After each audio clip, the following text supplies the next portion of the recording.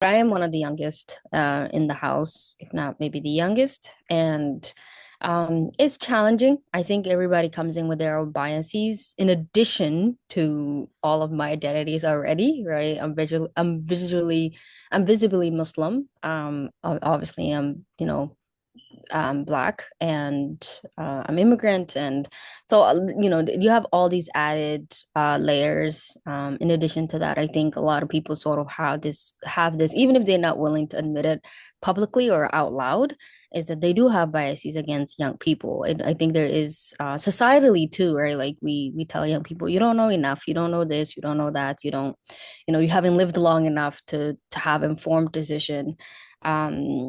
Or to make policies or to engage in a meaningful way, which is entirely false. A lot of if we look into our history or this country's history, a lot of the revolutionary people were young people who just wanted different for their country, for themselves, and for their peers. So I think historically that doesn't even, live up to the narrative that I think we often encounter as young people in position of leadership. I would argue that I think a lot of young people are more informed than a lot of people who have been in the same position for as long as I've been alive. The term I hear a lot in the house the first year especially was that, oh my God, I've been in office as long as you've been alive. And I'm like, I don't know if that's something to brag about, but okay. It's unfortunate for that individual or for that society to think that young people have nothing to offer when in fact young people are often the people who are um making the changes that are necessary. As you can imagine, a lot of young people are really in tune and really worried about our environment, and as they should. They have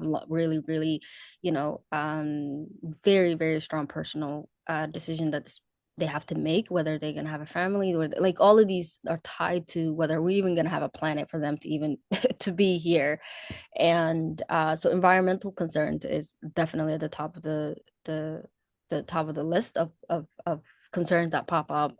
Um, and then housing. I think that's housing opportunities for a lot of young people.